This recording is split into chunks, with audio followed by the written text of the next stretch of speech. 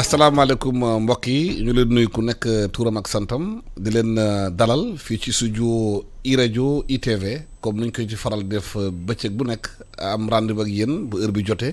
di waxtaan ak yéen di soxal réew mi fan yi nag gis ngeen li gën a jaaxal nañu ci mbirum feebar bi mooy feebar baa ngi law bu baax a baax ci réew mi te ci benn semaine rek am nañu 24 morts maanaam ñaari fukk ak ñeenti nit yu perdre seen bakkan ci benn semaine loolu nag tiitala nit ñi. médecins yi seen boobu loolu tiital leen hôpitaux yaa ngi commencé di fees nit ñaa ngi commencé di génn foo dem fii ci Dakar rassemblement yi ñu wax daanaka tey la wàlla gën a aay boo demee ci plage yi fees dell la def nit ñi ci oto yi surcharge yi recommencé na maanaam daal masque yi dindi nañ ko dafa mel ni feebar bi daal amatu ci réew mi te feebar baa ngi continuer di rey nit ñi li nga xamante mu gën a gaawee moo tax tey ñu am mbégte dalal fii ci studio bi docteur Mouhamed Ly muy spécialiste de santé publique dalal tamit Falilou Ba moom tamit enseignant chercheur la te nekk spécial de communication communautaire pour ñu xool nu ñuy demee ak naka la yi fi di demee ban matuwaay la ñu war a jël pour daal gën a mun a maîtriser feebar bi ndaxte bu lawee ba ëpp fii mun na indi jëye ci réew mi te xam nga ne fan ñuy dem alxamis bii di ñëw daañu ubbiwaat école yi mooy xale yi daañu commencé waat jàngi xale yi tout tànk yi di def examen yi loolu yëpp am na tiitaange bu bëri mu di ci réew mi loolu moo tax tey ñu dalal leen docteur Ly ñu ngi lay nuyu di la dalal ci studio iRadio ITV dañoo constaté que feebar bi dafay commencé di yokk li waral loolu. bon d'accord xam nga su dee da nga xool tamit statistique ministère rek. xaaral ma nuyoo d'abord ma nuyu leen yéen ñaar ak kii bi public maanaam suñ téléspectateur rek donc ma ne en fait suma problème bu njëkk mooy xamuñ su dee yokku na wala wàññeeku na gis nañ daal dee yaa ngi gën a yokku loolu day wane déjà que visibilité dafa des lu bëri ci épidémie bi defe naa nag su visibilité gënoon am transparence gën a am nit ñi dinañu gën a nekk conscient ak mesures yi ñu war a jël mais dafa mel ni daal chaque suba ñu ñëw wax ñu nangam te nangam cas yi autour de 100 la bon day gaa ne nga bëri na waaye soo xooloon lu xewoon Italie France ak dëkk yooyu ba léegi nit ñaa ngi ne am na sax ñu ciy bàkku ci nguur gi ne suñu dee yi sax bëriwut benn dee bëri na waaye ñun ñu ngi on s'en tire bien pour le moment. donc ba léegi daal y a pas de visibilité pour vraiment ñu mun a xam exactement fu ñu toll ak fu ñu jëm surtout te dans le passé tamit y a eu des gestes contradictoires maanaam ñu commencé appliquer ay mesures ba ci digg bi rapidement ñu wëlbatiku def nañ ko ñaari yoon ba finalement dafa indi genre démobilisation soo gisee peut-être démobilisation ci côté yooyu la jógee ak le fait aussi que bon mesure drastique yi ñuy jëloon dafa àndoon ak mesure waroon ànd ak ay mesures d'accompagnement yoo xam ne nag dañ ko xaw a bon xeeb tuuti daal donc loolu yëpp daal créé wuñu daal condition pour que nit ñi farlu ci prévention bi. booy wax visibilité. fan nga bëgg a wax lan nga bëgg a wax foofu. visibilité épidémie bi. maanaam cas yi ñuy wax bon c'est une partie c'est la partie visible de l'iceberg mais xam nga y a beaucoup plus de cas que ça. bon la preuve tamit dee su doon normalement su dee yaa ngi yokku kon cas yi waroon tamit mun a yokku en proportion mais gis nañ ne boobu ba léegi pratiquement 190 yenn saa yi mu wàcc ba 60 donc waroon na gën a yéeg parce que courbe ci yeneen dëkk yi day yéeg de manière exponentielle ba ci kaw ba petit pic bi wàccaat fii nag nii rek la ñu def comme un plateau. mais nag paradoxalement dee yaa ngi yokk donc ça veut dire que dafa am peut-être cas yu bëri yoo xam ne am na ci biir société bi yoo xam ne on les prend pas en compte. waaw pour yow dafa am yeneen cas yu bëri am ñu dee ou bien ñu xamante dañoo am feebar bi te statistique ministère bi jël leen en compte. waaw xam nga mënu koo jël ndaxte statistique ministère def na rek ku am symptôme moom la ñuy testé ak contact ñooñu donc ñoom jubluñu sax ci xam prévalence au niveau. De la société or suñu deful loolu nag duñu mun a xam suñu effort yi ñu def est-ce que mu ngi porter wala aggravation bi ñuy yaakaar ne am na ndax ñu ngi gis ne dee yaa ngi dee est-ce que c'est réellement lu am la parce que dee yi tamit mun na nekk parce que nit ñi xam nga fajootuñu tamit ñëppay daw hôpital yi am na mag ñi ku nekk am na tension am na diabète ak yooyu est-ce que nit ñooñu feebar bi moo leen rey wala feebar yooyu yu ñuy wax comorbidité moo leen rey donc vraiment daal visibilité daal manqué na daal ci waaw Fallou Ba yow noo jàngatee bi feebar bi commencé ba léegi ñu ubbi tuuti bàyyi nit ñi génn parce que nit ñi tamit dañu nekkoon benn moment ci benn situation bi nga xamante ne bu ñu génn lu woon xëy na ñu génn ci mbedd mi par force dañuy génn seen feebar bi continuer di law. waaw Alassane Samba man damay commencer déjà pour remercier la ci invitation bi di nuyu téléspectateur ITV yëpp. di rafetlu aussi invitation bi parce que daf ñuy permettre tey ñu wax ci li nga xamante ni quand même war na tiital Sénégal yëpp parce que ni nga ko waxee tey cas yi mi ngi yokku mais dee yi aussi mi ngi yokku te loolu quand même ñun ñëpp war nañ ci taxaw te xam ni fi ñu jëm nii soo moytul fu metti la ñu doon ci Sénégal te tey jii li ngay gis mooy dafa am yoo xamante ni pour man dafa waroo comme ni nga ko waxee li waroo mooy soo xoolee bu baax danoo nekk ci moment boo xamante ni danoo nekk ci moment relâchement. fonte ni soo demee ci mbedd yeeg ci koñ yi da ngay gis ni nit ñi di doon sàmmanteeg mesures yi kenn sàmmatul dara ci même moment boobu ñu gis ni feebar yi mi ngi yokk nit ñaa ngi dee bu xamante ni moo ëpp doole. alors foofu nag dana war a taxaw suñu taxawee ñu ni mais lan moo waral lii li ko waral nag mooy pour man danoo bàyyi nit ñi ak seen bopp te. fexewuñu ba nga xamante ni jox na leen ay jumtukaay yi nga xamante ni mën nañu xeex ak mbir mi parce que nit aussi su fekkee da nga ne ko mbir mi tar na dañu war a yolomal mais suñu yolomalee ba pare mais nit ñun nga xamante ni ñoo ŋànk feebar bi dañu war a gunge askan bi parce que askan bi aussi soo ko bàyyeeg boppam te xamul clairement li nga xamante ni moo dëpp ci feebar bi mais day def comme ni mu daan def te tey jii loolu doon gis comme ni nga ko waxee plage yi mi ngi fees dell nit ñaa ngi dox nit ñaa ngi donc loolu nag mooy wan ni communication bi ñu war a def parce que ñun ñëpp d'accordoon ni ci commencement bi danoo d'accordoon ni feebar bi duñ ko gagné ci mbiru faj parce que ba léegi soo gisee amaguñu lu ko faj alors li ñu ko mën a daane rek mooy ñu fexe ba nga xamante ni ñun ñëpp dañuy jël suñuy matuwaay mais loolu nag su fekkee dana war a jël ci matukaay il faut ñu am wax boo xamante ni communication boo xamante dafay ànd ak moom mais tey jii soo xoolee communication bi ñuy def àndul ak li nga xamante ni mën na aar askan bi parce que delluwaat nañu fi ñu commencé fi ñu jóge woon Alsane soo xoolee bu baax ba ñuy commencé feebar bi nit ñi gëmuñu woon feebar bi gëmuñu ko woon amoon na ay temps sax nguur gi doon jàpp nit ñi nga xamante ni dañuy wax lu waroog li nga xamante ni mooy feebar bi am na nit ñi dañ leen daan jàpp di leen yóbbu ci fu ñu yoon pour wax leen ni bu ñu def loolu ci bopp askan bi waaye soo xoolee tey delluwaat nañ foofu parce que fi ñu delluwaat mooy Sénégalais bi gëmatul ni feebar bi am na parce que soo gisee ni muy doxalee ak ni muy jëfee mooy wan ni gëmatu ko mais su fekkee gëmatu ko nag dafa war a am communication boo xamante ni moo ko war a indiwaat ba mu gëm ko te loolu dama koy jooytu depuis commencement ba léegi amuñu communication boo xamante ni day indi askan bi mu gëm ni feebar bi am na parce que pour man loolu mooy mbir mu njëkk bi ñu waroon def parce que nit ki su fekkee da nga ne ko mais fagarul te yow li nga koy fagarul moom gëmu ko mais sa wax mais day nax saay lan lañ war a def nag mooy question bi nga xamante ni tey moom la doon a posé ba nga xamante ni nit ki sénégalais bi dina gëm ni feebar bi am na feebar bi day lore te feebar bi day rayee tant que defuñu loolu li ñuy def yépp day nax saay te loolu am na ay jumtukaay dafa am communication boo xamante ni su fekkente ni dañu wax cause sociale boo xamante ni dafa lu jaaxal askan bi waa askan bi gëmuñu ko am na ay jumtukaay fooy jaar pour fexe ba nit ki mu gëmaat ko te loolu waxoon naa ko ci yeneen plateau mooy nit ki fexe ba teg baaraam ci feebar bi or fi mu toll nii boobu ba léegi sénégalais bi tegagul baaraam ci feebar bi c'est-à-dire tey jii man su fekkente ni dañ wax ni dafa am communication wala riposte communautaire mais ci nga xamante ni koo xam ko ci dañ war a sukkandiku pour mu wan ñu ni feebar bi am na te feebar bi day lore mooy ki nga xamante ni mbir mi dal na ko te ñooñu tey jii ñi ngi ci 4 junni nit ñoo xamante ni dal na leen ba nga xamante ni wér nañu mais ñooñu anañu ci ñooñu pour man ñu wax communication boo xamante ni communication croyance empirique nit ki gis ni man su ma fekkee damaa dëkk géejawaay xam ni ay la yéwén géejawaay gii ma dëkk nii am naa mbokk am naa xarit am naa dëkkandoo boo xamante ni dal na ko ma gis ni mu ko dalee mu wax ma ko ay la yéwén dootuma am sikki sàkk mais ñooñu gisuñu leen parce que defuñu li ñu war a def ba nga xamante ni ñooñu jox nañ leen parole bi ñi ñuy jox parole bi ñëpp pour man moment bii am na solo mais du loolu mooy njeexital bi xam nga lan lañ war a def nit ki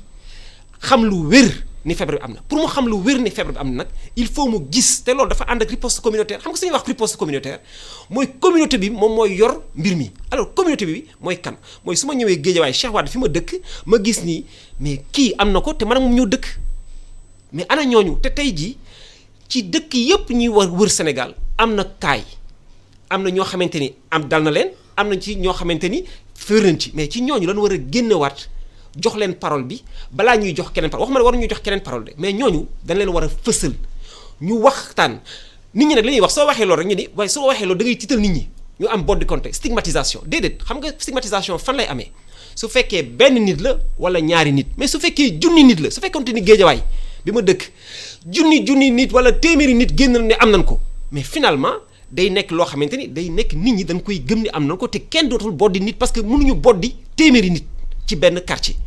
loolu nag je pense que maa ngi koy wax depuis boobu ba léegi tant que defuñu communication boo xam ne dafa dëppoog loolu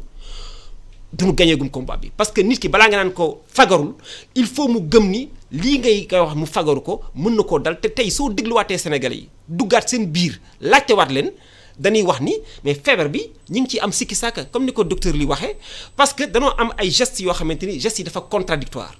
parce que bi mbir mi taragul danoo taral mesures yi bi mbir mi taree ñu bàyyi mesures yi tey jii sénégalais bi di am sikki sàkk il faut ñu delloo si waat sénégalais bi te loolu communication la bi ñuy wax ñun communication empirique fexe ba nit ki teg baaraam ci mbir mi tant que tegu ci baaraamam encore une fois communication bi ñuy def gaa baax na mooy yee nit ñi ci mbir mi mais balaa muy yeewu ci mbir mi di ko gëm di ko xam di ko jëfe il faut mu gëm ko d'abord te gëm bi dafa des. mais situation boobu muy expliqué di du Sénégal rek la am parce que démb am na suñu benn naatangoo bi nekk Canada. dafa waxtaan ak ñun nee ñu foofu ci Canada sax nit ñi commencé nañu génn dem ci plage yi bu ñu xam mbiru feebar bi yenn Canadiens yi dañuy naan complot politique la. complot waaw bon gis ngeen ne tamit y a beaucoup lu ñuy wax infodémie beaucoup de fausses informations ku nekk daal mu ngi ciy profité pour jàllale marchandise am. Bon donc loolu c'est presque normal que presque et puis xam nga léegi société bi monde bi c'est comme on dit village planétaire la li xew foofu rek mooy xew fii surtout ak réseaux sociaux yi donc chaque fois ñu ngi gis ñun ñii ci réseaux sociaux yi ay rumeurs yu dul jeex ci vaccination ci Bill Gates ci OMS donc vraiment yoo xam ne ñun médecins yi daf ñuy xaw a perturber sax ndax day nar a jafeel liggéey bi particulièrement par exemple vaccination xale yi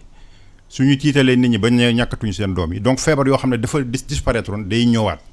tu comprends ba gouvernement français def na sax communiqué indi leen seen doom yi ñàkkul woon ñu ñàkku waxatumaa nag Afrique tu vois donc vraiment dafa am ampleur bu xam ne dafa xaw a doy waar bon ñun nag bon c'est vrai que communication bi li ci njëkk a jafe d'abord mooy que changement de comportement bi dafa contradictoire ak suñu nekkin c'est-à-dire li ñuy wax nañ ko def ñun nag contraire bi rek lañ doon def. ça dañu jegeñoo woon di saafonte di nuyoo di dem ay màggal dem Touba dem ziare ji mariage ngénte toujours day fees ak ay nit subitement rek ñu bëgg ñoo defaat ay tubaab daal ku nekk na toog këram waratoo nuyu kenn xam nga loolu déjà pour nga am ko dafa jafe léegi nag peut-être erreur bi ñu def bon léegi man xam naa sax mu occasion la pour dóor ci gouvernement bi mais damay ne temps yi du ma dóor gouvernement bi ndaxte ñun ñëpp on est un peu fautif dans la situation quoi dañu fooga ne peut-être en 2 mois rek déjà dafa ñëw Afrique ci vitesse bu gën a ndaw par rapport ak yeneen dëkk yi bon ba ñu xalaat ne peut-être Afrique dañ ko yàlla daf ko beral loxo bon donc bi mu demee noonu ñu foog ne li peut-être ñaari weer rek lay def wala du nag lu sévère mais ndeke ñun au fait au fur et à mesure affaire bi day gën di jël ampleur tu vois bon y a des mécanismes nag boo xam ne ba léegi maîtriser wuñ ko lu tax ñun suñu kii dafa yéex am na ñuy wax facteur climatique te humidité bi ak chaleur bi. mais pourtant OMS def na alerte. nee na ñoom constaté nañ ci adduna bi yëpp ñu ngi déconfiné. voilà waaye nañu def nànk feebar bi demul. OMS def na alerte boobu. ci gouvernement yu bëri. sakantument gouvernement Afrique par rapport ak déconfinement bu ñuy def. waaw c'est que ñun li waroon nekk avantage pour ñun pour ñu maîtriser feebar bi finalement mu ngi nekk inconvénient parce que dañu mujj xeeb. feebar bi dañu foogoon ne en 2 mois ñu réglé ko moo taxoon nag début bi ñoom tamit ñu def mesure yu dëgër ba pare commencé sax di def coercition bu metti bon ñëpp ànd si ne ku déconné nañ ko dóor comme ça en 2 mois peut-être ñu réglé ko bi ñu demee ba 2 mois passés ñu gis ne vraiment au contraire affaire bi mu ngi commencé di yokku ñu xam ne lii dafa nar a yàgg. waaw mais boo nekkee situation boobu. yan mesure ngay jël. par rapport ak fi benn est-ce que da nga war a changer stratégie. Voilà. lan nga war a def parce que bu ñu continuer di ubbi. nañu continuer di dox plage yi di fees. école yi léegi ñu ubbi. waaw. feebar dina gën a law. waaw. te gën a law gën a rey ñi xamante ne dañoo amoon feebar sax balaa feebar boobu. lan mesure dañu war a jël justement est-ce que stratégie da nga war a dañu war a delluwaat mesures yi ou bien dañu war a. waaw. qu'est-ce qu'on doit faire. bon c'est-à-dire que feebar bi ni mu demee nii bon ne am na ñu ne sax dafay toog carrément léegi daf fiy toog ay weeri weer donc léegi li ñu mën a def mooy mënatuñ jëf ay mesures exceptionnelles tout le temps il faut que ñu intégrer feebar bi bon du ma wax comme président apprendre à vivre avec le virus mais en tout cas il faut ñu xam ne virus bi mu ngi fii autour de nous kon nag ñu dañu war a effectivement changer stratégie mooy nag li nga doon wax léegi capacité communauté yi pour que ñëpp partout ah ñu jël ay motuwaay pour que feebar bi nga xam ne mu ngi suñu biir nan la ñuy fexee ba ñu bañ a wàllante te loolu kenn mënu ko war a def mieux que ñi nga xam ne comme li ñuy wax communauté maanaam ñi dëkk ci gox bi déjà su ndox amul xam nga le problème a ngi noonu chaque jour télé raxasu leen ndox amul jënd leen gel bi plus ñuy dem nit ñi di gën a ndóol njëgu gel sax problème la tu comprends donc léegi ñoo communauté bi su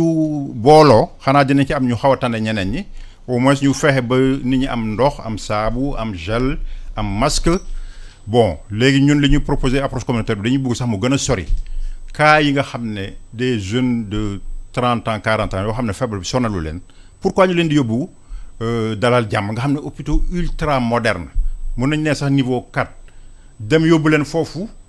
duñu leen jox lu dul ay chloroquine ay vitamine C ay paracétamol ba ñoom seen bopp sax dañuy kaas di woote téléphone de maa ngi fii presque toppatoo wuñu ma defuñu ma dara te hôpital de niveau 4 la de yoo xam ne ay cas yu sérieux lañ fa waroon di gérer alors que kooku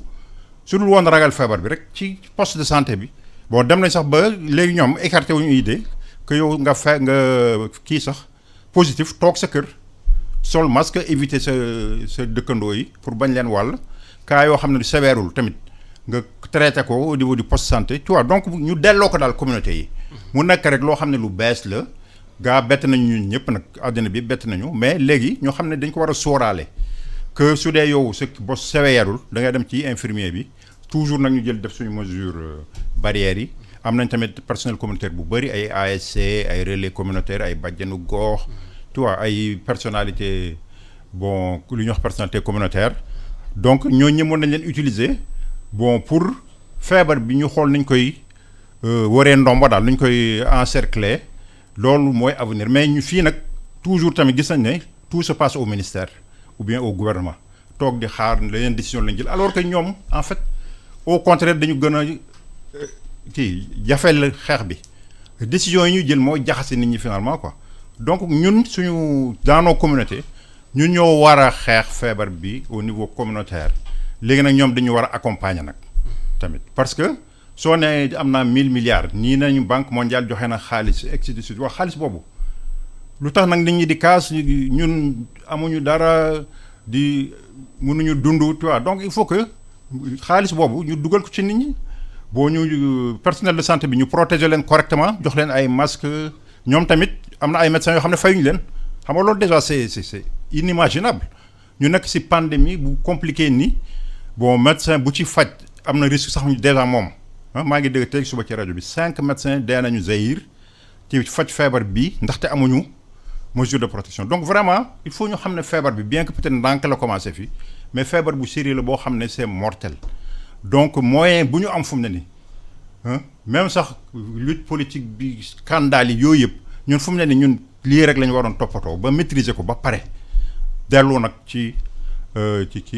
situation antérieure bi quoi. waaw ci approche communautaire bi est-ce que yaakaar nga ne Sénégal dëkk ngëm-ngëm la am nay Sénégalais xamante ne ñoom ay musulman lañu am nañ seen tarixa ñi nekk ay catholique de ku nekk am lu nga gëm ak fa nga féete est-ce que maanaam leader yi nekk fa xalif yi seen bopp mu leen dem seet la ñoom seen bopp ñu wax ak askan wi au lieu de porte-parole xalif di wax sax xalif yi seen bopp maanaam xalif général de Tidiane xalif général de Mouride xalif général de Ndiassane de Layène monseigneur bi nekk fi abbé bi ñoom ñu toog ñoom ñëpp wax ak askan wi pour ñu gën a xamal nit ñi que feebar bu ñuy wax dooy caaxaan. mais Alassane lu wér a ngi noonu xam nga man te da nga ma may ma wax foofu ci approche communautaire bi xam nga Sénégal dañuy jekk ba caar ñu jël benn wax rek di ko wax nit te doon coppa caar rek ñu ni dañ doon wax commencement bi dañoo wax ni communication sensibilisation ñu jekk ba caar rek ñu ni riposte communautaire mais xam nga su fekkente ni da nga ni riposte communautaire il faut nga xam lan moo nekk ci biir riposte communautaire lan nañ koy doxalee parce que riposte communautaire bi ni ñu ko doxalee dafa mujj jaxase sax mbir mi riposte communautaire dama koy wax ci benn bataaxal moo bind ma ni am na dispositif communautaire xam nga dispositif communautaire mooy am na nit ñi nga xamante ni nit ñu xamante ni ñu xarañ ñu am Pastef lañu ñu am fulla lañu ñu bëgg liggéey pour xeex mbas mi am nañ ko ci suñu quartier yi xam nga soo gisee ASC yi am nañ ci ay ASC yoo xamante ni xale yi ñëpp ngi ku nekk bëgg nga jug waaye su fekkente ni dañuy riposte communautaire ñu bàyyi ku nekk mu jug wax nu mu ko xalaatee jëf nu mu ko yaakaaree. mais finalement mbootaay nu ñu tasee quoi. voilà ku nekk am sa discours bopp. ku nekk am sa discours bopp te ñooñu préparé wuñu pour am jumtukaay yi. foofu nag am na foo xamante ni gouvernement bi dafa def tuuti faute mooy ni moom ci boppam ñu dafa am ñi nga xam ne ñoo ŋànk communication bi ñoom ñoo waroon wax ni fii leen war a jaar suñu waxee fii leen war a jaar c'est que ASC bi ñoom xale yi suñu jugee. xam ni lii lañu war a wax ak nii lañu ko war a defee c'est que mooy wax ni définition stratégie bi dafa des. pour man waruñu bàyyi ku nekk rek mu jug wax nu mu la neexee parce que ku nekk rek moo am xam-xam bu màcc ci mbir mi loolu mooy premier problème bi. deuxième problème bi mooy mais suñu demee ci communauté bi kan moo war a wax parce que man li ma gis ñuy def mooy dañuy jël ay nit former leen ba pare yóbbu leen ci communauté yi mais Alassane su fekkee dañuy approche communautaire c'est que danoo war a sukkandiku ci waa askan bi ci gox bi. ci nit dëkk ci gox bi c'est pas parce que damay jël ñoo xamante ni ngexoox lan dëkk ma former leen indi leen géejawaay parce que rapport bi nga xamante ni ki dëkk ngexoo ak ki dëkk géejawaay mooy am man suy wax ak man mën na am sax li ma ko war a dégloo du ma ko dégloo parce que xamuma ko loolu nag dana waroon ñun sukkandiku ci ñi nga xamante ni ñoo nekk ci gox bi pourquoi pas suñu ñëwee ci dëkk bi comme ñu ñëw sama dëkk ñu jël nit ñi nga xamante ni mais ci dëkk bi la ñu nekk ñooñu ñu jox leen jumtukaay bi jox leen parole bi ñooñu su leen ko joxee ñoom mën nañ ko doxal ci biir askan bi parce que askan bi approche communautaire li nga xamante ne mooy cëslaay bi mooy man ak yow danoo xamante miinante am na loo xamante ni warloo nañ ko suñu diggante mën na am sax kersa mi ngi suñu diggante mën na am naw mi ngi suñu diggante mën na am cofeel mi ngi suñu diggante su ma waxee ak yow am na loo xamante ni di nga ma mën a déglu te di nga ko mën a jëfee d'autant plus que yow miy wax ak man bis bu nekk ñi ngi nekk ci biir askan bi donc yow su ma la waxee tey Alassane nii laa bëgg nga defee est-ce que mënoo ma defee lii am naa cofeel ci yow am naa benn diine ci yow am naa xam-xam ci yow am naa gis-gis ci yow naw naa la bis dinaa rusa man delluwaat ci li nga xamante ni waxtaan woon nañ ko ba tënk ko pour man foofu dafa am difficulté donc man pour man su ñëwee ci askan bi ce n'est pas la peine ñuy former ñeneen di leen indi ci askan bi approche communautaire dafa war a nekk base communautaire ñu jël ñi nga xamante ni ñoo dëkk ci gox bi jox leen doole jox leen xam-xam bi parce que mënuñu bàyyi ku nekk rek wax li nga wax mais ASC yi ñu defar leen jël xale yi li nga wax aussi lu am solo la à part ñi nga xam ne ñoo dëkk ci gox bi ñu gis ñu nga xamante ni aussi am nañ njeexital ci askan bi ñooñu seen kaddu dafa am solo te ñooñu utiliser guñ leen ni leen war a utiliser mais su fekkente ni damaa nekk ci dëkk bi am fi kaddu nekk fi notable wala nekk fi sëriñ te xam nañ Sénégal sëriñ ni mu amee doole ak ni mu ko gëmee ñooñu xeex bi ñu war a xeex dana war a fexe ba dem ci ñoom waxtaan ak ñoom wax leen lu leer ba nga xamante ni ñoom dinañ mën a jug waxtaan ak askan bi parce que ñoom seen benn kaddu mais moo mën téeméeri kaddu koo xamante ni amul na loo xamante ni eggu ko fa ci màqama donc loolu aussi problème la pour man nga xamante ni foofu lañ war a indi xeex bi mooy ñu dajalewaat nit ñi wax ni approche communautaire dafa war a nekk ci gox bi su waree nekk ci gox bi nag danoo war a jël waa gox bi ak ñi nga xamante ne waa gox bi dañ leen naw damay jël exemple rek bu simple su fekkee damaa ñëw sama koñ Guédiawaye ma di mais kii pas Idda la tudd mais ñëpp xam nañ ko ñëpp naw nañ ko am na nu muy développé nit ñi boo xamante ni wala kii imam Ciss la tudd imam bii ci koñ bi nga xamante ni ñëpp xam nañ ko ñëpp naw nañ ko wala kii Masseck la tudd notable la ci koñ bi mais kii su waxee ak man tey ne ma Falilou damaa bëggoon suba nga sàmmoonteeg lii ma joxonteeg moom sama kaddu am na suba loo xamante ni dinaa ko rusa def moom mu tegaat ci bëtam te approche communautaire dafay nekk base ancrage communautaire mais li ma gis ñuy def mooy dajale ay nit rek former leen ba pare ñu nekk ay xale rek mais xale day wax ak xale mais mag day wax ak mag xam nga la doon defoon ci bàjjenu gox yi dana waxoon bàjjenu gox suñu koy tànn day nekk koo xamante ni dafa jaxasoog askan bi ba nga xamante ni su waxtaan ak askan bi dinañ ko bàyyi xel bàyyi nopp mais aussi dinañ ko mën a matale li mu wax pourquoi mënuñu defar loolu delluwaat ci askan bi donc dispositif communautaire parce que nit ñi am nañ pas-pas am nañ yéene am nañ bëgg def dara pour askan bi mais nit ñi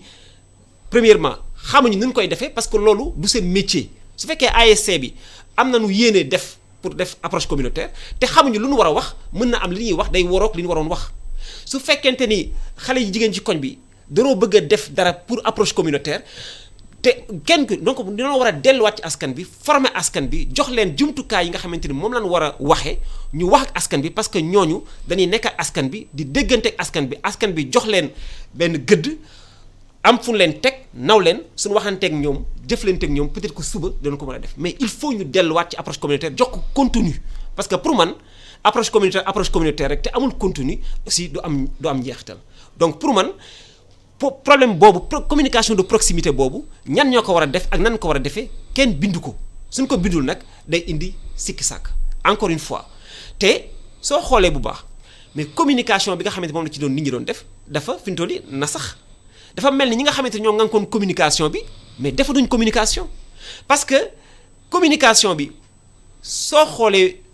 fan yi nga xamante ni doon génn dañ doon wax nit ñi nañu raxasu mais kenn déggatul raxasu dañ doon wax nit ñi nañu am distanciation physique kenn déggatul distanciation physique masque daal la ñuy dégg fentoon ni approche yi nag mesures yi dafa nekk ay mesures yoo xamante ni systémique la mënoo jël bii bàyyi bii mënuñu wax rek ci masque bàyyi raxas loxo te parce que raxas loxo dafa mel ni nit ñi fàtte nañ ko bàyyi distanciation physique dafa mel ni nit ñi fàtte nañ ko donc il faut ñu joyantiwaat communication bi teg ko ba pare jox ay figures yi ko war a def pour man communication bi nga xamante day tax nit ñi dëgg gëm ni feebar bi am na te day lore ki nga xamante ni feebar bi dal na ko ci askan bi mu nekk ak man ci gox bi kooku moo ma ko war a wax su ci tegee baaraam loxo ma gëm ko communication bi nga xam ne day tax man ma jëfee sàmmoon teg mesures yi dañ ko war a jox ki nga xamante ni dëkk na ci askan bi wala am na njeexital ci askan bi kàddoom am na doole ci askan bi tey day dëkk ak askan bi tey su waxee ak askan bi dina xam ni kii su ma ko waxee tey suba su ma jaaree feneen mën na ma gis te mën naa ci am gàcce donc damay fexe ba nga xamante ni li mu def ma sàmmante ko moom kooku lañ war a dooleel jox ko xam-xam bi ba nga xamante ni moom dina mën a wàcc askan bi wax ak waa askanam ak waa goxam su waxante ak ñoom ñooñu den gën a am njeexital ci mbir mi. bon feebar baa ngi law ci réew mi mu ngi wër dëkkaat yëpp dëkk yëpp du Dakar xëy na am nañu facilité yenn saa déglu rajo yi déglu yenn am na yenn dëkkaat yi xamante xëy na amuñu sax rajo xamuñu sax lu xew. yenn matuwaay la ñu war a jël si ñooñu. d'accord waaw xam nga rek defe naa on se rejoint fu mu ne nii ndaxte dañu essayé beneen méthode moo doon méthode verticale bi li ñuy wax top down moyen yëpp nag ministère chaque suba ñu woo ñu foofu caméra yëpp dem braqué wu ministère ñu ñëw wax ñu lii moo xew continuer di ñu conseiller di def leen mesure barrière toog leen def leen couvre-feu ainsi de suite doxal nañu loolu gis nañ ne wàññeekul kon nag d'ailleurs hôpitaux yi dafa fees xam nga début bi tamit hôtel lañ la doon yóbbu hôtel yi tamit fees na tu vois donc loolu mooy démarche bi ñu njëkkoon a def boo xam ne peut-être su lawul woon yenn law yi mënoon na réussir téye feebar bi mu bañ a law trop dem nañu ba téyewu ko law na dépassé na capacité yooyu donc parce que tamit li may wax toujours nañu nekk indulgent mooy feebar bi ñëpp la bett même pays européens yi même États-Unis même kii ñu ñëpp la bett donc y a pas de raison que Sénégal mais quand même début bi ils avaient bien commencé cas importés yi géré nañ ko bu baax ba finalement y avait plus de cas importés peut-être yéex nañu tëj tuuti aéroport bi bàyyi ba tubaab yi tëj ñu doog a tëjaale ñoom tamit loolu suñ ko teeloon def peut-être mënoon nañu arranger mais dans tous les cas feebar bi li ñu ci seetlu tamit mooy même su génnee léegi dina ñëwaat Mauritanie demoon na ba kontaan moom tamit foog ne ji réglé na mu ñëwaat donc lii moom li ñu wax vraiment dafa nekk fii comme paludisme comme grippe dafa ñëw pour toog donc c'est boo ñu jël motuwaay pour dund ak moom daal. bon donc léegi nga doon laajte ma ne nag kon approche communautaire biir rek moo tax temps yi te de plus en plus de voix nag d'abord les socio-anthropologues pour ñoom nee nañu ni ñu doxale ni vraiment te du tax ñu régler problème bi parce que lii tamit lu Ebola moo tax ba ñuy wax loolu daal parce que Ebola dañu gis que on n'avait pas bien fait au départ dañ doon def comme stigmatisation di réprimer mu am ay cas comme ay révolte nit ñi di bañ ñu tabax ay centre de traitement ak yëpp bi ñu demee nag ba commencé waxtaan ak nit ñi di leen laaj que lan moo seen problème surtout nag question sépulture yi qui était la question très sensible foofu la ñu commencé dellu ci seen xel ñu def ndànk rek ba vraiment ñu maîtriser sax Ebola te Ebola moo gën a metti mbas mii. donc léegi ñun tamit loolu la ñu war a def nag. c'est que dañu tàmmul nag Sénégal approche boobu parce que ñun li ñu tàmm mooy am suñu kilifa local surtout ay maire ak yooyu wala député yoo xam ne moom moo yor moyens yi moom mooy régler problème yi donc genre délégation de pouvoir daal soo amee soxla nga dem seeti ko d'ailleurs la preuve ñu ngi nii yore seen i eau de javel seen masque ñoom ñëpp ku nekk indi. di wër di wane maa ngi joxe alors que man maa ngi doon xalaat sax pourquoi école bi nag sa gox yow soo nekkee maire xanaa nag da nga war a wax ne man sama école yëpp war na am toilette déjà loolu moo ëpp solo ndox mi ak kii même lii nii sax c'est pas trop tard ñu ne dañuy ubbi xaw ma le 25. ba léegi mën nañ dem defari ay toilettes foo amul toilette nañ ko defar mais non foofu la ñuy toog di continuer ci raw ji di wax rek foofu amul toilette di casser comme su dee ñun suñu kër yëpp amul toilette yooyu fan la jógee du ñu ñoo ko defar kon xëy nañu defar toilette donc loolu benn exemple rek la pour won le que concrètement daal ñun ñoo war a ndox amul su dee mën nañu gas teen ñu gas teen ay teen exceptionnel yoo xam ne ci période bii en attendant ñu régler seen CNO ak xawma SDE seen problème yooyu balaa ñu koy régler mais au moins nga dem tànk yi ndoxu ndaal mais ndoxu teen même su dee mënoo koo naan nga ciy raxas say loxo au moins nga dem peut-être mottali ko ay kirén ak yooyu donc ay problèmes yu concret daal la communauté yi war a régler ku feebar mag bu feebar li mu toog kër gi toog fa 15 jours ba finalement dem wooyu médecin bi ñëw diagnostiqué corona balaa ñuy dem di defi diagnostic mu dee bu mu dee ñu def quand même prélèvement toujours temps yi moom ku dee rek nañ la defal prélèvement pour xool gis ne positif na léegi nag population bi jéngu ne pourquoi ñu koy defal test te ko am na corona de kon dañ ko war a suul d'une certaine manière pour mu bañ a wàll nit ñi non seulement defuñ ko ñu opposé wu physiquement ne du fi amee ba pare nit ñaa fay fees donc ça veut dire que mun nañu wàllante te kooku ki gaañu woon genre tradipraticien la woon quoi donc ça veut dire que problème yooyu suñ ko réglé wul feebar bi du fi gaaw a jóge daal te loolu exemple la rek ci sépulture yi peut-être mooy point bi gën a sensible mais benn bi mooy nga feebar te doo dem faju ji parce que da ngay ne su ma fa demee peut-être dañ may stigmatiser wala peut-être beneen feebar laa am su ma fa demee mën naa fa jële feebar bi donc yooyu effectivement communication bi ci yooyu la war a insister ba pare nag au niveau local partout ñu xool waa paa bi de moom tey génnul fan lan moo ko jot am nañu ay thermoflash dem xool est-ce que dafa am fièvre su amee fièvre ñu signaler dem defi test bi il faut ñu démystifier ko tamit tu comprends parce que loo xam ne dañuy raconter toujours anecdote temps yi ma nekkee caajaay mooy début bi dañ leen ne moytu leen seen mbokk yi balaa ñu leen di wàll mais da ngay gis ko am choléra ak choléra ni mu gaaw a wàllee mbokk yi ñëw fees si néeg bi mais saa yu ñu ñëwee visite ñi ñu doon visite ñoom tamit am choléra dee donc ki ñu doon seet si dee na ñoom tamit ñu dee bi ñu demee ba gis ne dee yi dafa bëri finalement da ngay am néew sax doo am ku ko suul tellement ñëpp a daw donc balaa ñuy egg foofu dem ñu tamit suñu demee ba ñun ñëpp ñu ragal parce que xam nga instinct de survie moom dafa fort nañu teel a jël matuwaay dès maintenant balaa ñu egg foofu effectivement comme ni ko Fallou waxee ñu xam ne suñu continuer nii tôt ou tard ci loolu lañ jëm dinañ gis de plus en plus ay personnes âgées di gaañu xale yi ñoom dañu foog ne ils sont invulnérables mais finalement tamit à force de wàllante bi su bëree waa OMS dem na sax ba ne virus bi mun na muter maanaam mu changer caractéristique moo bañ a nekkati virus bu xaw a inoffensif tuuti mais nekk virus bu virulent boo xam ne ku mu dal rek mun na am sax mu mel ni genre Ebola yooyu daf lay sonal ak yooyu donc tout est possible daal donc nañu waxtaan ak nit ñi mais foofu nag laay ne tamit il faut que ñu communiquer ak nit ñi population bi mun nañu comprendre li ñu fiy wax yépp yenn saa itam dina am comme ay résultats yi ñu doon wax ne tey mu positif tey mu négatif xam nga loolu tamit ci test bi ci boppam moo demee noonu dafa am faux positif am faux négatif loolu il faut tamit ñu expliquer ko nit ñi pour que tamit su négatifee nga toogaat diir ñëw ñu defaat ba pare test bi rek xam nga soo def médecine doo basé wu rek ci ay test da ngay xool malade bi da ngay am ay signes cliniques nga gis symptômes yi xool environnement bi nga boo méngaleku nag ak test bi suñu indee test bi su dee confirmé na li nga xalaatoon xayrun su ko confirmé nga ne man de lii laa xalaatoon nga au moins am réserve ne peut-être dans quelques jours dinaa essayer waat donc yooyu yëpp suñ ko expliquer mais nit ñi dañ ko jël comme ay argument pour dire feebar bi amul parce que tey mu positif suba mu négatif juum nañu fii juum nañu fi alors que biologie ak médecine yëpp noonu lay doxee certitude mathématique amu ci tout le temps ay genre valeur prédictive positive ak diagnostic démarche diagnostique ak yooyu moo ci am. médecine bi yëpp loolu yëpp tamit occasion la pour ñu former waat tamit population yi expliquer leen ñu gën a miin parce que ba léegi toujours day am un volet un peu mystique buy entourer médecine bi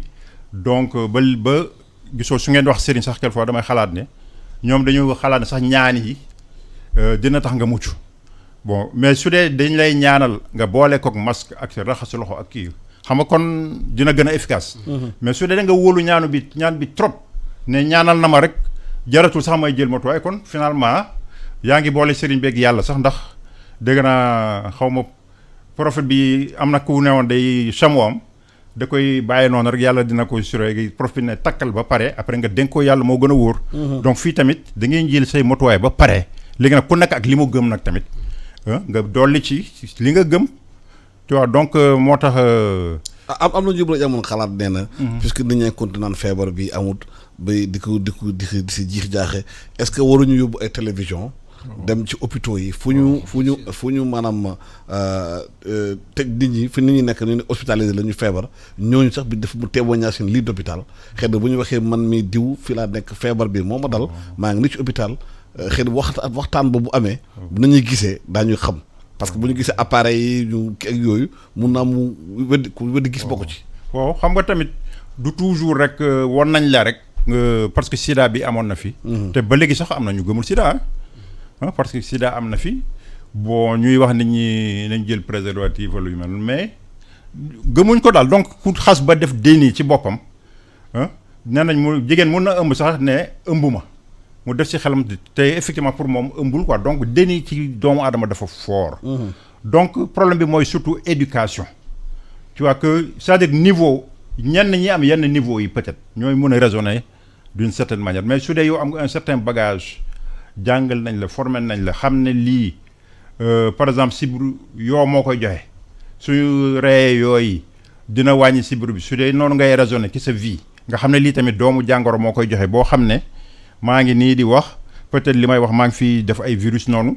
peut-être man dama am feebar bi su ma demee keneen ñëw teg ci loxoom nii après def nii dugal suñu comprendre mécanisme bi loolu c'est presque mathématique soo ko comprendre après day yomb nga mun a défendre mais su dee yow gëmoo loolu si tu n'es pas bien informé doo mën a jël ay mesures préventives parce que da ngay ne rek su ma defee benn ñaan rek peut-être dinaa ci mucc suba si suma yow may wér de lu bëri après jëluma benn précaution bon donc loolu du tax nga mucc ci feebar bi. waaw mais bu ñu xoolee aussi beneen approche bi parce que nee nañu tijji jàkk yi commencé nañ julli distanciation sociale bi physique bi xëy na am na ci mosquée yi mais imam yi est-ce que imam yi bokk mënuñu nekk ñoom tamit ay relais ci sensibilisation ci julli parce que 5 fois par jour imam bi dina taxaw jullil nit ñi wax ak nit ñi am benn communication mu am ñi xamante ne ñu ngi ñëw di julli foofu mais effectivement te damay dellusiwaat ci li docteur li waxoon mais li nga wax sax sànq mooy mais est-ce que war ñu dem pour man damaa gëm ni tant que egg nañ fii li docteur wax lii ci déni ci bañ a gëm am jiixi jaaxe ci feebar bi mais solution en tout cas solution yi nga xamante ni communication moom la joxe mais li nga wax du ci am solo parce que dem ba nga xamante ni nit ki dina ci teg baaraamam loolu amul dara loo xamante ni parce que li nga wax sànq weddi gis bokku ci te su fekkente ni peut-être que ki may wan daf maa sori sax mën naa am jiixi jaaxa mais su fekkee ki may wan daf ma jige dafa nekk ci man su fekkente ni borom feebar bi wala ki mu dal wala ki mu dal sax ba wér dafa nekk koo xamante ni daf maa jige ñu jox ko kaddu gi mu wax ma man ci laa ëpp li may gëm ko kooku que su fekkente ni rek dan maa expliquer nii wala su fekkee danoo dem jëli koo xamante ni feneen la jóge wax ma ko moo tax foofu damaa bëgg ñu taxaw ci delluwaat ci parce que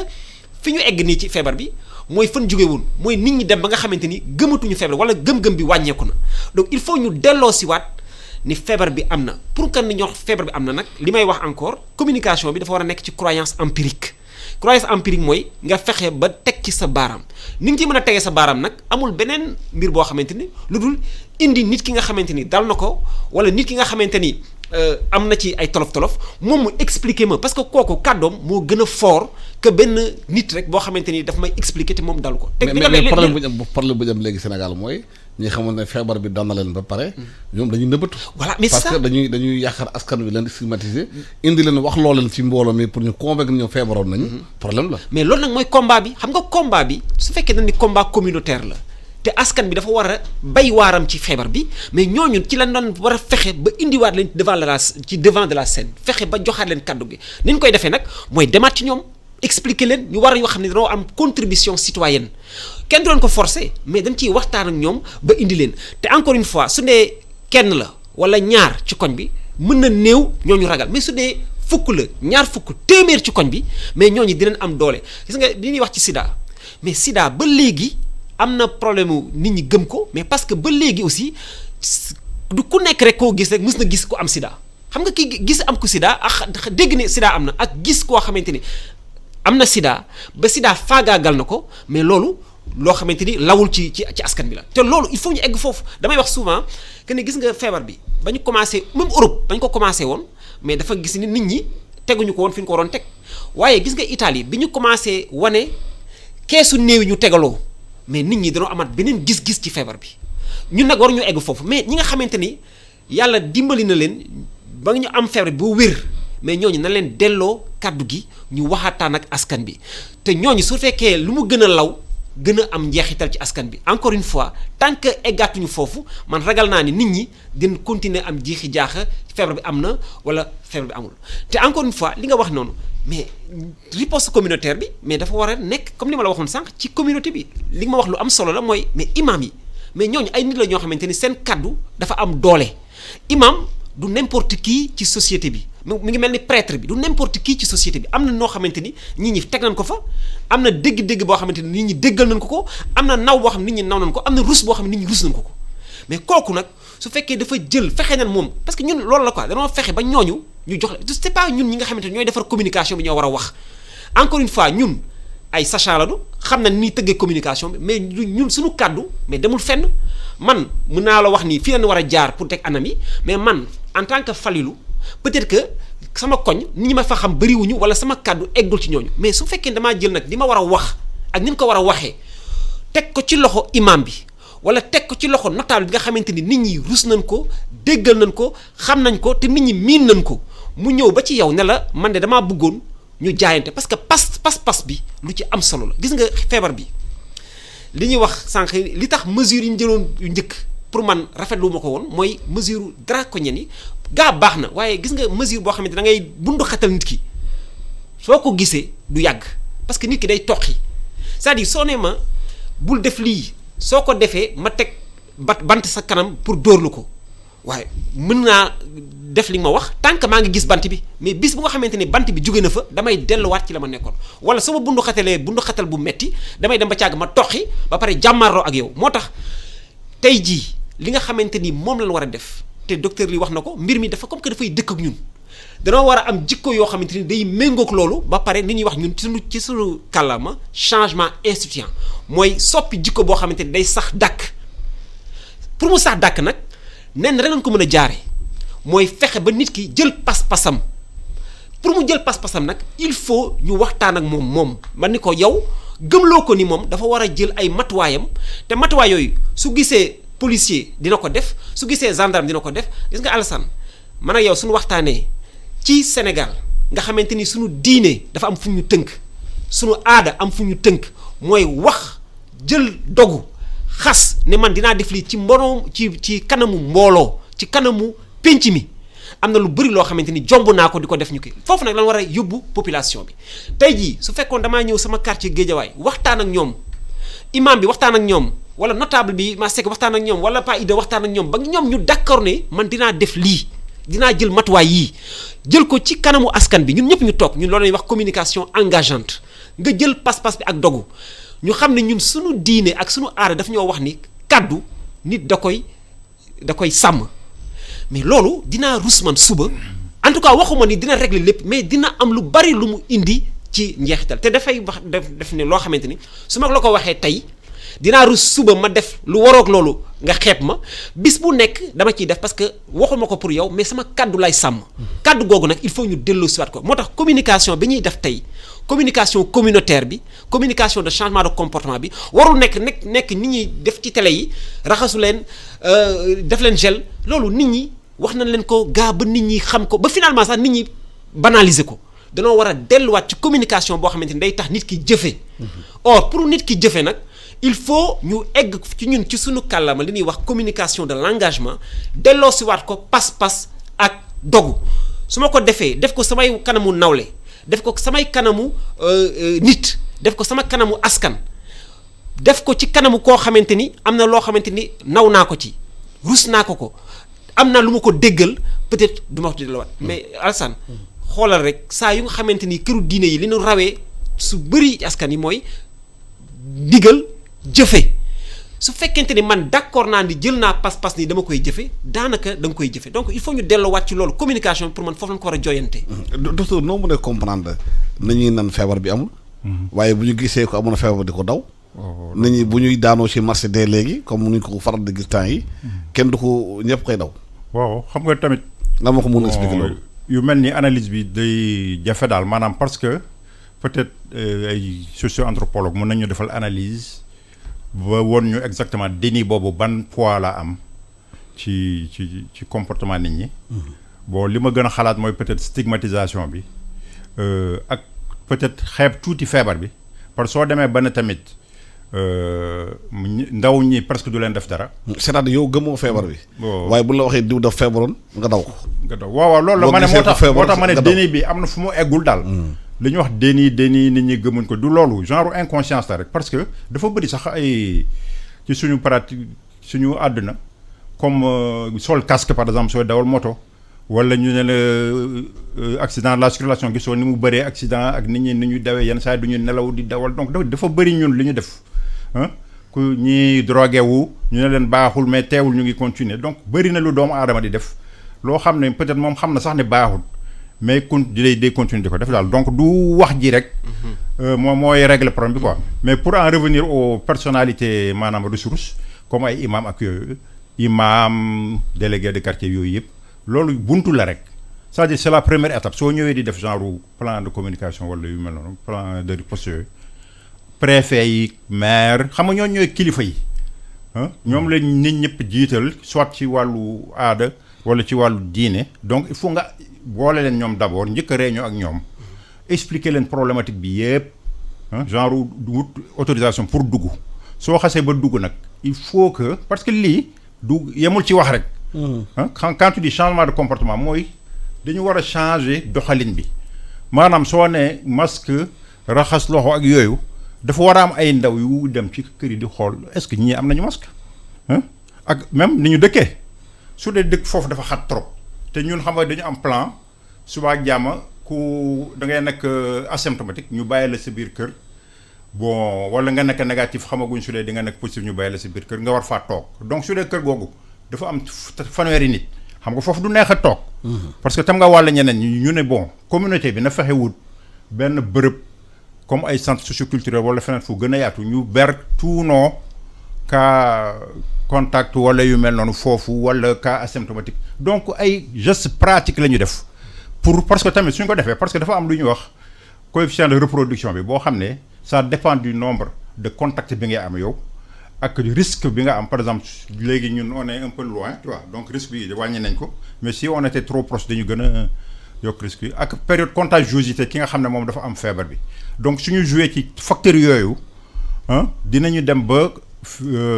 coefficient de reproduction bi su nekkee égal inférieur à 1 épidémie dina arrêter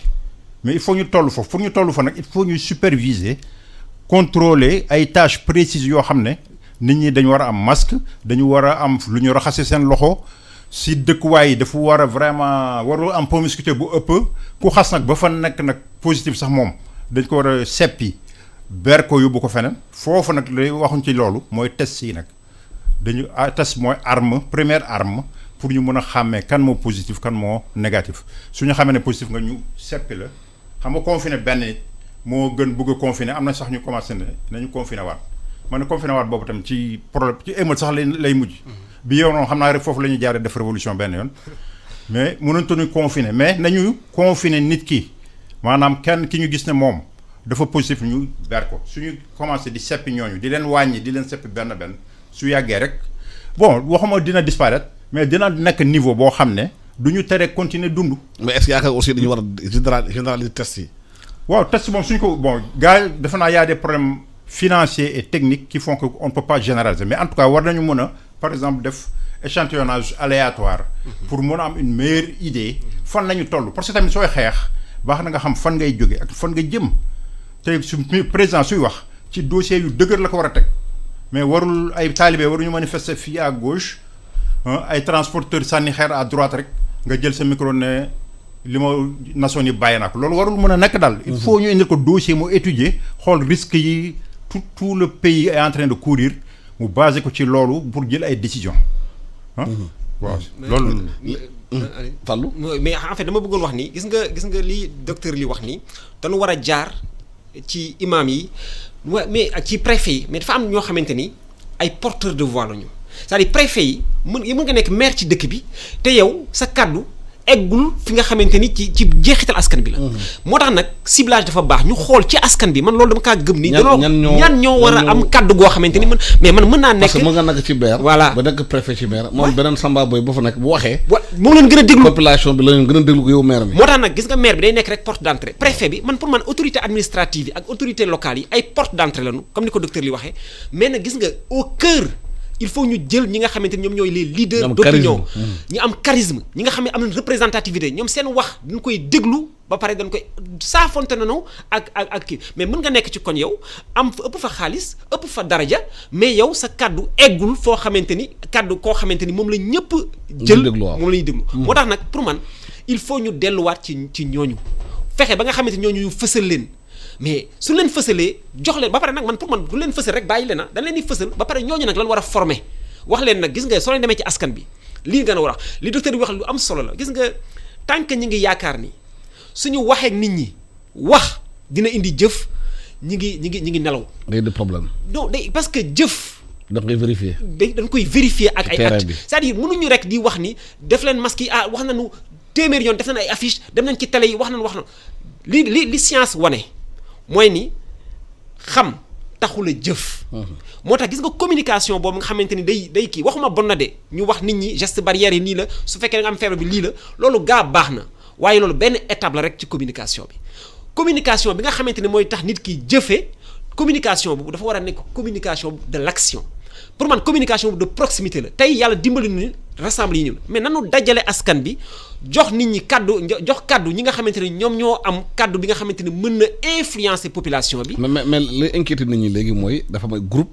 de pression yu continue naan léegi ñoom par exemple ubbi nañu restaurant yi. borom baar yi. ñu ngi lan moo tax dañu ubbi seen baar. parce que pour ñoom ubbi restaurant yi bàyyi baar yi discrimination la. parce que ñoom tamit dañ ciy liggéey pour daan seen doole. dañuy dem lébu yi ne nañu bàyyi ndëpp yi commencé waat. parce que ñoom tamit si ndëpp yi la ñuy xëy na di mun a extorciser yenn yi. en même temps aussi xëy na enjeu financier yaa ngi ci biir. effectivement mais xam nga Alassane dafa am foo xamante ni nag nguur day taxaw dëggal boppam